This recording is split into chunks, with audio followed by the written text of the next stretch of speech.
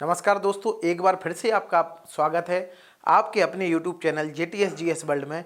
मैं प्रकाश सर आज गुरु नानक देव की 556वीं जयंती पर हम गुरुओं के इतिहास के बारे में जानेंगे।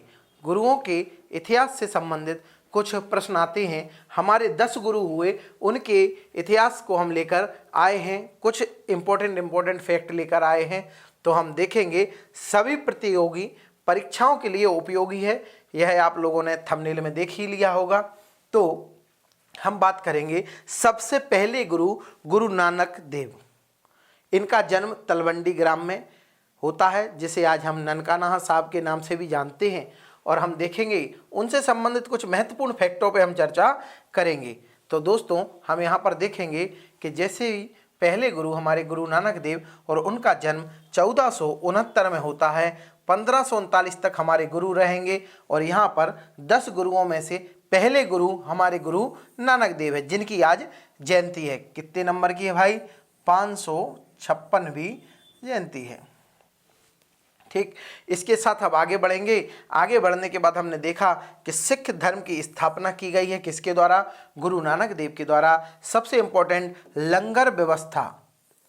कौन सी व्यवस्था भाई? लंगर व्यवस्था। यहाँ पर लंगर व्यवस्था के बारे में हम थोड़ी सी बात को जानेंगे कि लंगर व्यवस्था वह व्यवस्था होती थी जिसमें गुरु नानक जी देव के द्वारा जात पात इन सब को एक दूर किया जाने का प्रयास किया गया है कि सभी लोग एक साथ बैठकर आपका साथ में भोजन करेंगे। उसी को हम लंगर व्यवस्था कहेंगे। यह व्यवस्था शुरुआत गुरु नानक जी देव के द्वारा होगी, लेकिन हमारे अंगद जी के द्वारा इसको नियमित किया जाएगा और कहीं ना कहीं उसको प्रचलित किया जाएगा। तो लंगर शब्द का अर्थ भी यहाँ पर दिखा है। देखिए आप दोस्तों कि साझी रसोई, जहाँ बिना किसी भेदभाव के सभी को भोजन परोसा जाएगा, वह लंगर व्यवस्था होगी।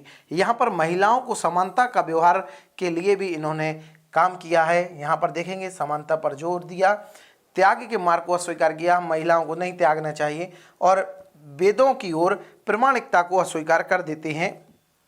मुगल सम्राट बाबर के समकालीन है। किसके समकालीन है दोस्तों? बाबर के समकालीन है, याद रखेंगे। इसके बाद हमारे अगले गुरु आते हैं गुरु अंगद देव।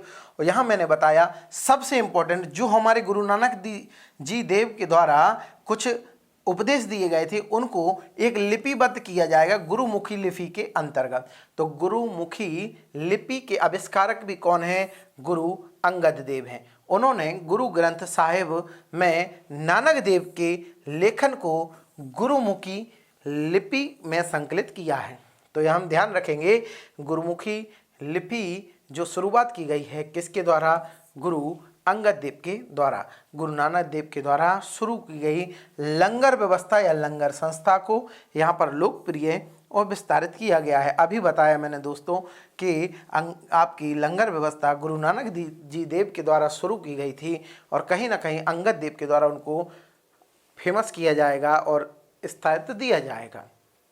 फिर हम आगे बात करते हैं गुरु अमरदास की।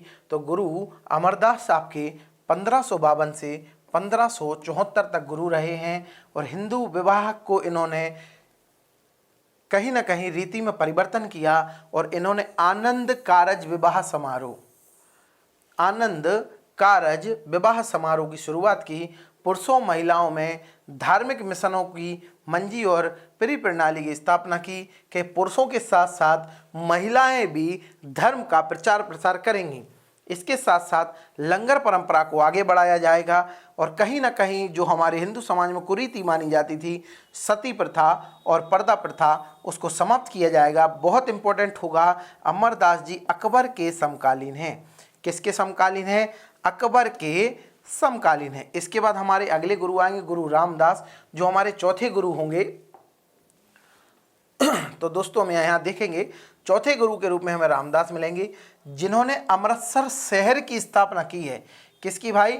अमृतसर शहर की स्थापना की है। पवित्र शहर है अमृतसर, वहीं पर आपका स्वर्ण मंदिर का निर्माण होगा। स्वर्ण मंदिर का निर्माण एक मुस्लिम व्यक्ति के द्वारा होगा। एक व्यक्ति है मियाँ मीर। इंपॉर्टेंट बात यहाँ पर यही है कि जो मियाँ मीर है उसके द्वारा आपके स्वर्ण मंदिर की नींव डाली जा रही है। तो आपको ये नाम याद रखना है। कौन भाई? मियाँ मीर के द्वारा स्वर्ण मंदिर की आधारशिला रखी गई थी। तो यह हमारे लिए इम्पोर्टेंट हो जाएगा गुरु रामदास जी के द्वारा। फिर इसके बाद गुरु अर्जुन देव बहुत इंपॉर्टेंट रहेंगे। सिखों के 5वें गुरु हैं अर्जुन देव। कौन से गुरु हैं भाई? 5वें गुरु हैं हमारे कौन? अर्जुन देव। बहुत इंपॉर्टेंट होगा आदि ग्रंथ का संकलन, जो ग्रंथ है आदि ग्रंथ उसका संकलन किया। और यहाँ पर हम याद रखेंगे इसमें बाबा फरीद की भी रचनाओं का संकलन है। किसका भाई? बाबा फरीद की रचनाओं का भी संकलन है। इसके बाद अमृतसर में ही श्री दरबार साहिब स्वर्ण मंदिर के नाम से भी जाना जाता है, उसका निर्माण कराया है। ये निर्माण कार्य प्रारंभ हो गया था भाई आपके रामदास जी के द्वारा, लेकिन अर्जुन देव जी के द्वारा उसको पूरा कराया जाएगा। उन्होंने गोहिंदवाल साहिब के निकट एक शहर बसाया, तरन तारन साहिब शहर। कौन सा शहर भाई? तरन तारन साहिब शहर। वह पहले व्यक्ति थे जो शहीद हुए हैं। क्या हुए हैं भाई? शहीद। जहांगीर ने कहीं ना कहीं उन्हें मृत्यु दंड दिया है। जहांगीर के पुत्र का इन्होंने साथ दिया था और उनके पुत्र का साथ देने के कारण इन्हें फांसी का आदेश दिया गया। ठीक है, तो शहीदान ए सरताज के नाम से भी हम इनको जानने लगे। तो इसके बाद अगले गुरु आएंगे हमारे 6वें गुरु हरगोविंद साहिब, और यह अर्जुन देव के पुत्र हैं, एक सैनिक संत हैं।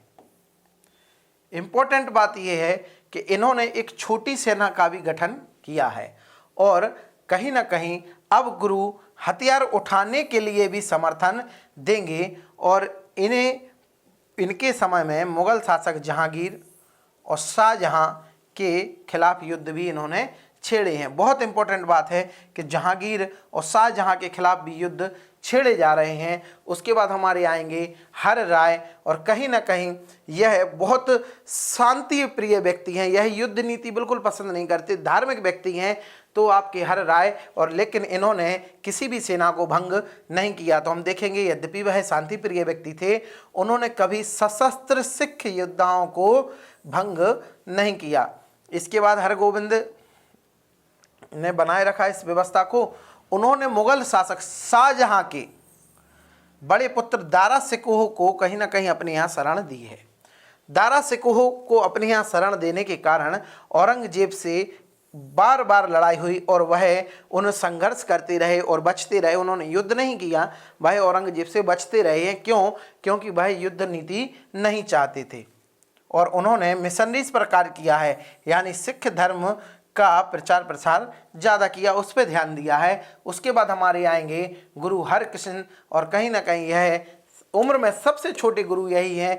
5 वर्ष की उम्र में इनको गुरु की गद्दी प्राप्त होती है और औरंगजेब के समकालीन यह हैं।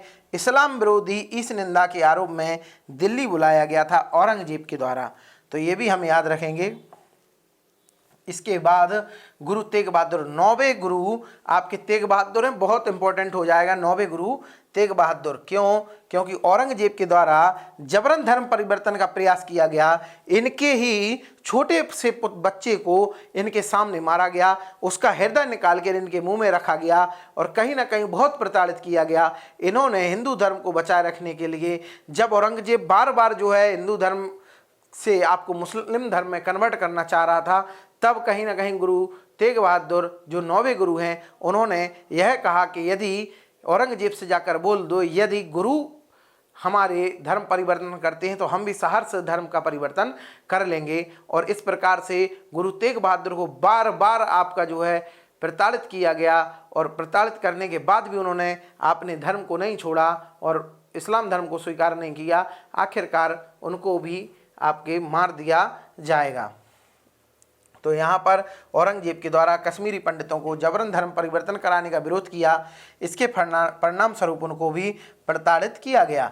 ठीक है, इसके बाद हमारे अगले गुरु आएंगे 10वें गुरु, गुरु गोविंद सिंह। यह गुरु तेग बहादुर की शहादत के बाद गुरु बने हैं। सबसे इंपॉर्टेंट जो खालसा पंथ की स्थापना है वह 1699 में खालसा पंथ की स्थापना गुरु गोविंद सिंह के द्वारा ही की जाएगी, जिससे सिखों को आत्मरक्षा के लिए संत सैनिक संगठन में बदल दिया गया और कहीं ना कहीं मानव रूप में अंतिम सिख गुरु माने जाते हैं। क्यों?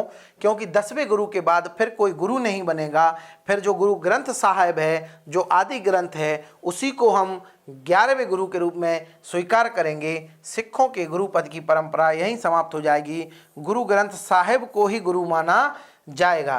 तो खालसा पंथ की स्थापना की गुरु नानक देव के द्वारा। यह सिखों के 10वें और अंतिम गुरु माने जाते हैं। और कहीं ना कहीं उनके जो पुत्र हैं, उन पुत्रों का, इन्हीं के सामने 4 पुत्रों का कहीं ना कहीं हत्या की गई है। और उन 4 पुत्रों पे एक मूवी बनी हुई है, 4 साहबजादे, आप देख सकते हैं। फिर इसके बाद हमारी क्या आती है भाई, आपके गुरु ग्रंथ साहब की हम थोड़ी सी बात करेंगे। यह वही आदि ग्रंथ है जिसका संकलन किसके द्वारा किया गया है? गुरु अर्जन देव के द्वारा किया गया है। और यहाँ मैं बता दूं, पहले ही बता चुका हूँ, बाबा फरीद की रचनाएं यहाँ पर लिखी हुई हैं। यह ग्रंथ आपका गुरुमुखी लिपि में लिखा गया है। इसमें सिखों के वास्तविक शब्द और श्लोक शामिल हैं। किनके द्वारा? जो गुरुओं ने कहा है उनके वास्तविक शब्द और उनके श्लोक उसमें शामिल हैं। किसी जीवित व्यक्ति की बजाय सिख धर्म का सर्वोच्च आध्यात्मिक प्राधिकारी और प्रमुख किसको माना गया है भाई? आपका गुरु ग्रंथ साहिब को। तो इस प्रकार से हमने 10 गुरु पे बात की है। और कहीं ना कहीं मैं यही बात कहूँगा कि हम इस प्रकार से 10 गुरु को एक बार में रिवाइज करेंगे। जैसे सबसे पहले नानक, अंगद, अमरदास, रामदास, 5वें गुरु अर्जुन देव, फिर हरगोविंद, हर राय, हरकिशन और गुरु तेग बहादुर, गुरु गोविंद सिंह। इस प्रकार से हमने 10 गुरु को आपका काम किया। इसी के साथ कहूँगा, कर हर मैदान फतेह, वाहे गुरु जी का खालसा और वाहे गुरु जी की फतेह। धन्यवाद।